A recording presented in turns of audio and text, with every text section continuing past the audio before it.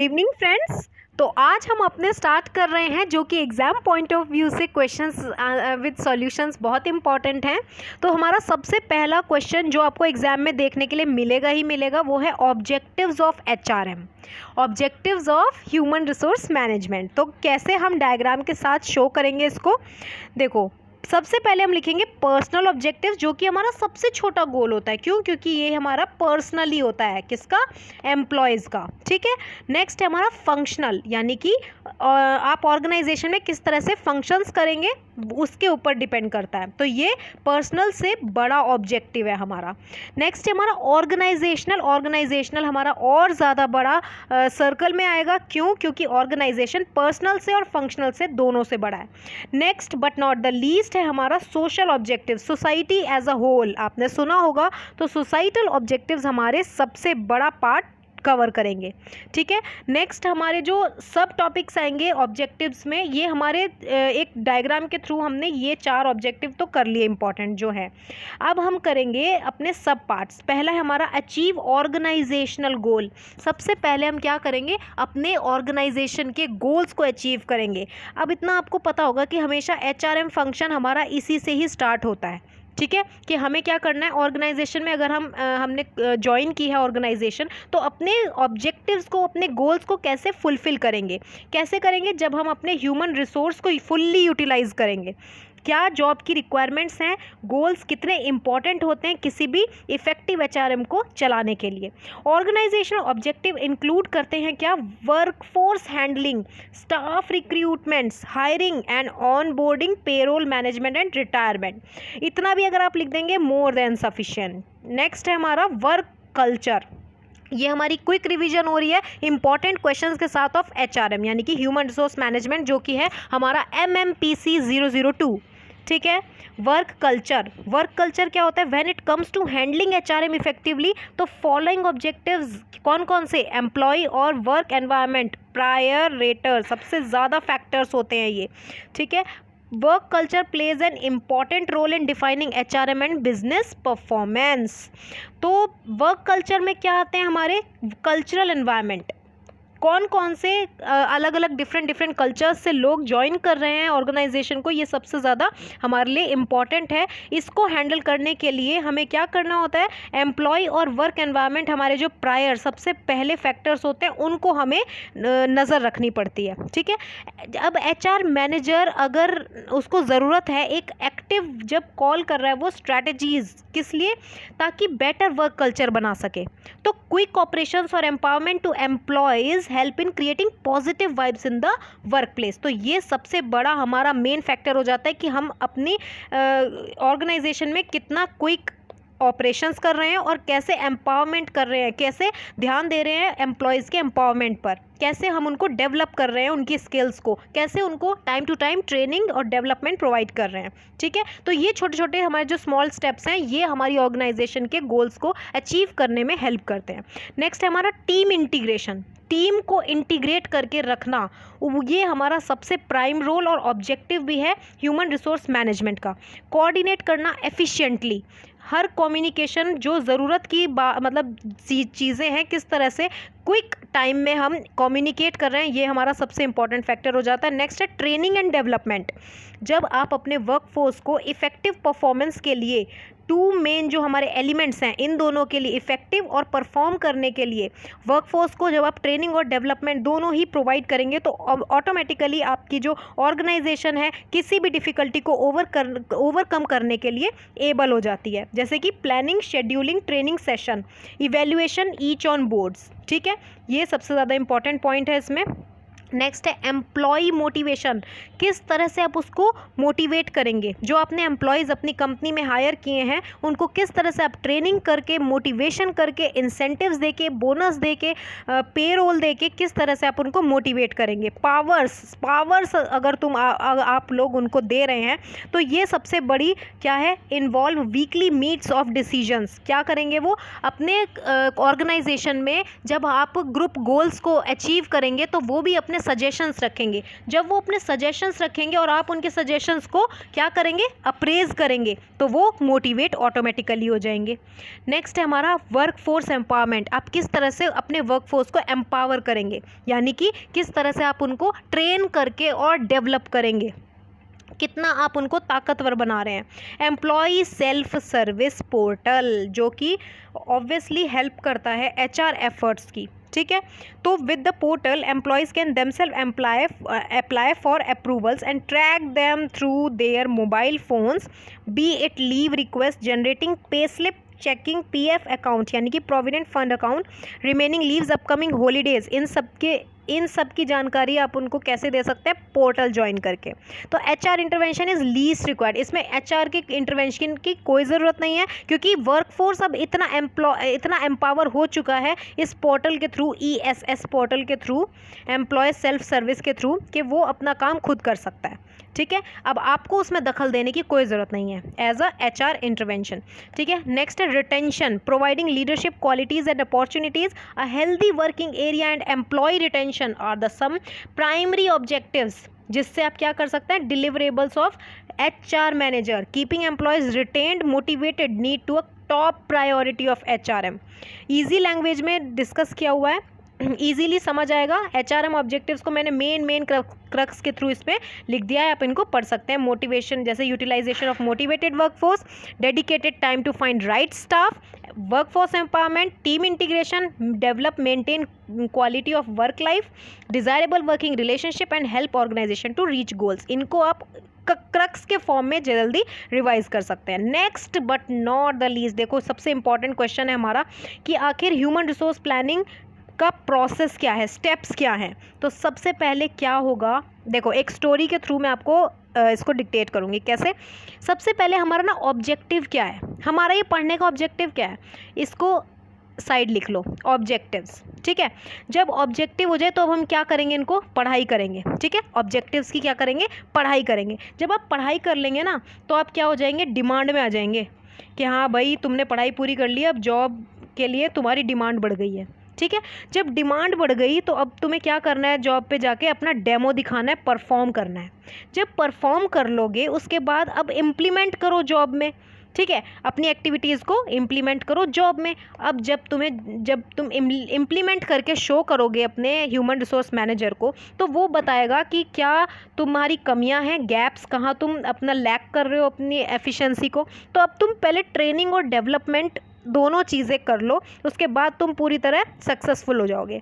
अब तुम क्या, जब तुमने ये कर लिया कंप्लीट, अब तुम्हें इवैल्यूएशन और कंट्रोल की ज़रूरत है। स्टोरी समझ आई क्या थी, स्टोरी ये थी कि पहले तुम ऑब्जेक्टिव ढूंढो कि तुम्हें करना क्या है, ठीक है। अब उसकी पढ़ाई करो, स्टडी कर लिया, स्टडी करने के बाद तुम्हारी डिमांड बढ़ गई। जब डिमांड बढ़ गई तो तुम क्या करोगे, परफॉर्म करोगे। परफॉर्म के बाद क्या करोगे, तुम इम्प्लीमेंट करोगे उसे जॉब में जाके। जब इम्प्लीमेंट करोगे तो ट्रेनिंग और डेवलपमेंट दी जाएगी, और डेवलपमेंट के बाद तुम्हारा इवैल्यूएशन और कंट्रोल होगा। सो सिंपल, हमें याद भी हो गई कहानी। अब है importance of man power planning, most important question. तो इम्पॉर्टेंस क्या है हमारी, की टू मैनेजीरियल फंक्शंस। ये हमारी की प्रोवाइड करता है किसको, मैनेजीरियल फंक्शन को। द 4 मैनेजीरियल फंक्शंस कौन कौन से हमारे बचपन से पढ़ते चले आ रहे हैं, planning, organising, directing, controlling are based upon the man power.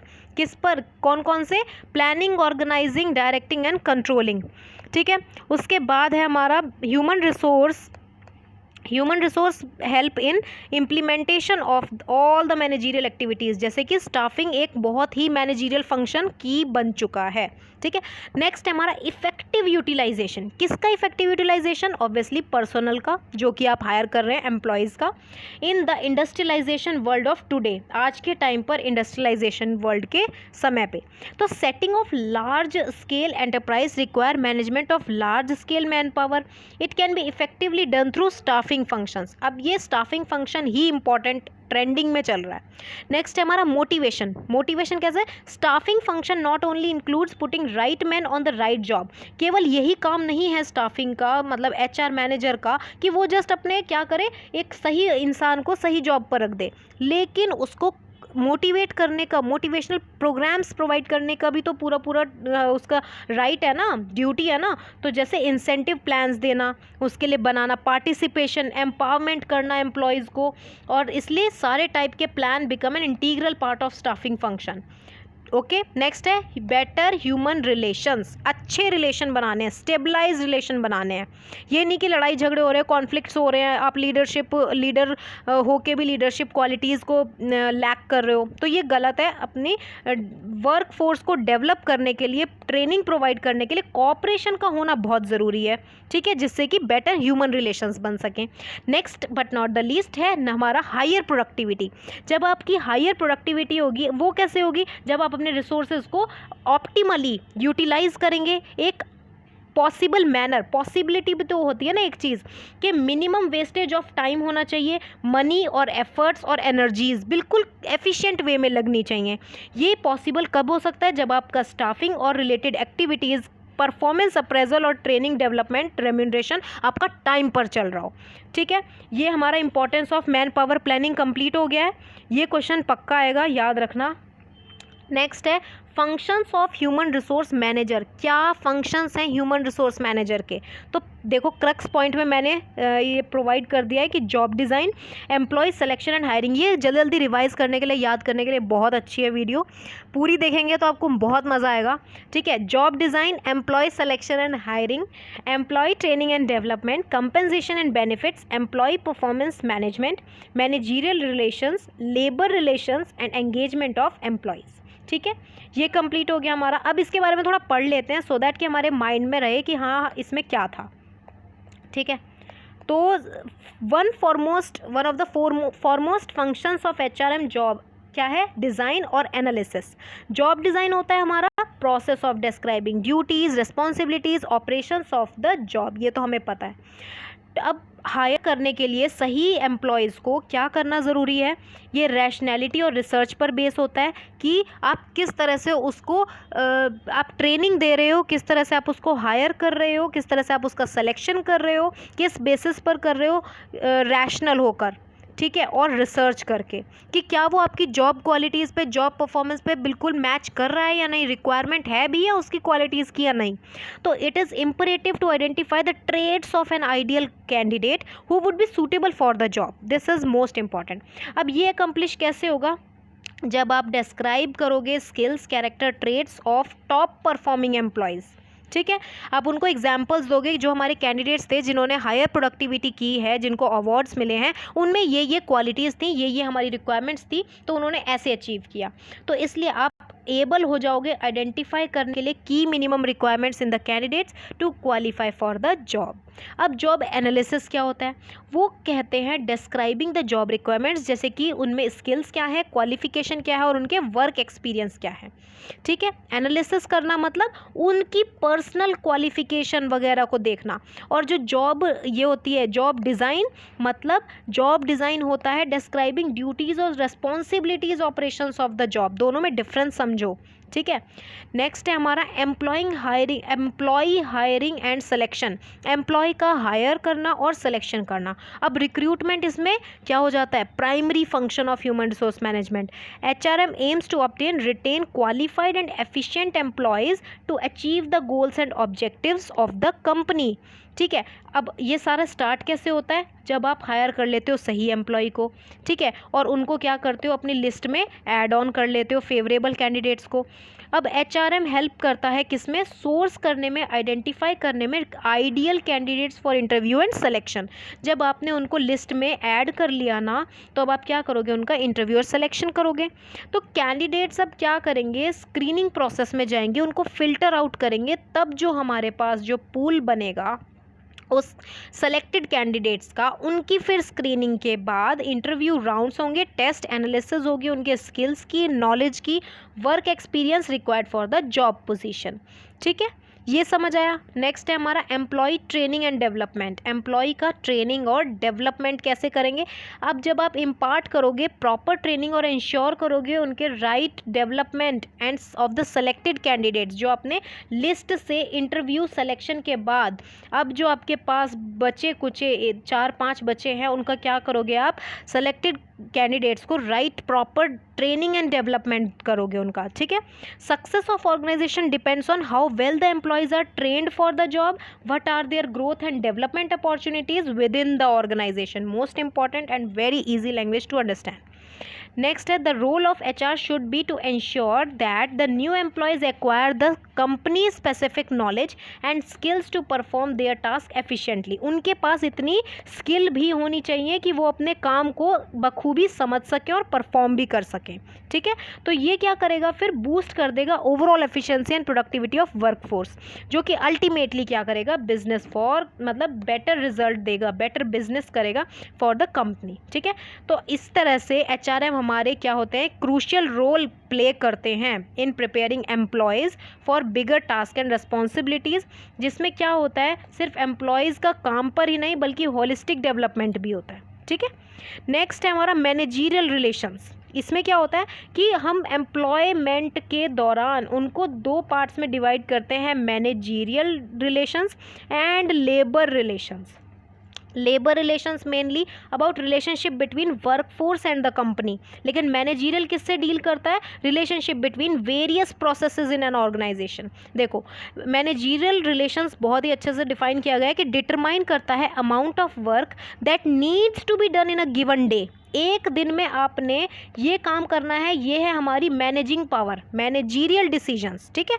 Managerial relations, how to mobilise the workforce to accomplish the objective. आप किस तरह से उनको मोबिलाइज कर रहे हैं, किस तरह से आप उनको मोटिवेट कर रहे हैं कि अपने वर्कफोर्स को कहें कि आज आपको इतनी यूनिट्स को प्रोड्यूस करके ही जाना है। सेल्स मैनेजमेंट को बोलें कि इतनी यूनिट्स को सेल करके ही जाना है, ये आपका टारगेट हो गया, ठीक है। ये होता है हमारा मैनेजीरियल रिलेशंस। और हमने पढ़ लिया है ऊपर के हमारे जो लेबर रिलेशंस हैं वो क्या इंक्लूड करते हैं कि relationship between company and workforce, ठीक है। नेक्स्ट लेबर रिलेशंस है, देखो cordial labour relations are essential to maintain harmonious relationship between employees at the workplace. अब वर्क प्लेस पे जैसे बहुत सारे एम्प्लॉयज़ काम करते हैं एक साथ एक सिंगल ऑब्जेक्टिव को अचीव करने के लिए, तो individually everyone is different from other in characteristics, hence it is natural to observe a communication gap between two employees. दो एम्प्लॉयज़ के बीच में अगर कम्युनिकेशन गैप आ जाए तो इससे क्या होगा, तो आपका लेबर रिलेशन नहीं बन पाएंगे, आप अपने ऑर्गेनाइजेशन के गोल्स को अचीव नहीं कर पाएंगे। तो इसलिए ये क्रूशियल है प्रोवाइड करना HR को proper rules regulations policies about labour relations, ठीक है।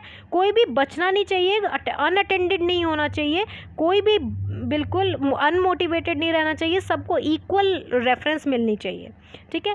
नेक्स्ट है हमारा एम्प्लॉय एंगेजमेंट एंड कम्युनिकेशन। अब देखो ये मैंने हाईलाइट किया हुआ है कि एम्प्लॉय एंगेजमेंट कितना इंपॉर्टेंट है, क्रूशियल पार्ट होता है हर ऑर्गेनाइजेशन का। एम्प्लॉय का एंगेज होना और कम्युनिकेट करना सबसे ज़्यादा क्रूशियल पार्ट है किसी भी ऑर्गेनाइजेशन का। Higher levels of engagement guarantee better productivity, greater employ satisfaction, ठीक है। ये मेन पॉइंट है ना, ये तो मेन बात है। ये हायर लेवल अगर एंगेजमेंट होगा तो वो क्या करेगा, बेटर प्रोडक्टिविटी देगा। मतलब हर टाइम अगर वो काम कर रहे हैं, मोटिवेटेड हैं, तो वो बेटर प्रोडक्टिविटी देंगे। ग्रेटर एम्प्लॉय सेटिस्फेक्शन होगा। तो effectively efficiently managing employ engagement activities क्या करते हैं, हेल्प करते हैं एम्प्लॉय को रिटेंशन रेट रखने में, ठीक है। इम्प्रूव करते हैं रिटेंशन रेट, मतलब कि टर्नओवर नहीं होता उनका ज़्यादा, वो ज़्यादा लेफ्ट नहीं करते जॉब को। क्या करते हैं, रिटेंशन रेट उनका बिल्कुल सिमिलर वैसे ही कांस्टेंट चलता है। तो HRM is the right agent who can manage the employ engagement seamlessly, ठीक है। Now proper communication and engagement will do wonders for the employees as well as organization. The more engaged the employees are, more committed and motivated will be towards organization, ठीक है। अब although such activities might not fall under the direct functions of HRM, they are needed to require the organization welfare and employee branding. ये सारे काम HRM के functions में नहीं आते, लेकिन फिर भी उनको ये indirectly organization के welfare के लिए और employee की branding के लिए ना, employer के branding के लिए उनको ये काम करने पड़ते हैं, ठीक है। क्योंकि human resource team know the humans of organization better than anyone else. Humans of organization better हैं किसी भी और चीज़ से। ऑब्वियसली अगर वो अच्छे होंगे, वो कमिटेड होंगे टूवर्ड्स ऑर्गेनाइजेशन, तो आपकी गुडविल ऑटोमेटिकली क्या हो जाएगी, इंक्रीज़, मार्केट शेयर आपका ऑटोमेटिकली इंक्रीज़ हो जाएगा। ये है हमारा लास्ट पॉइंट, हेल्थ और सेफ्टी रेगुलेशंस। देखो, every employer should mandatorily follow the health and safety regulations laid out by the authorities. तो our labour law insist every employer to provide whatever training, supplies, PPE and essential information to ensure the safety and health of the employees. तो integrating the health and safety regulations with company procedures culture is right way to ensure safety of the employees. मतलब इन सब का integration, ये सारा safety of employees से related है। ठीक है, बाकी सारे पॉइंट्स आपको अच्छे से समझ आ गए हैं, आप इजीली लिख सकते हैं। ठीक है, तो आपके आज 2 चैप्टर्स मैंने कंप्लीट करा दिए हैं HRM के ऑब्जेक्टिव्स। 2 चैप्टर्स में से जो इम्पॉर्टेंट क्वेश्चन, मोस्ट इम्पॉर्टेंट जो आपको पेपर में देखने के लिए मिलेंगे वो यही हैं। ठीक है, so thank you so much friends. Next उसके लिए, चैप्टर के लिए हमारी वीडियो से जुड़े रहें। ओके, सारा सिलेबस कवर हो जाएगा, डोंट वरी।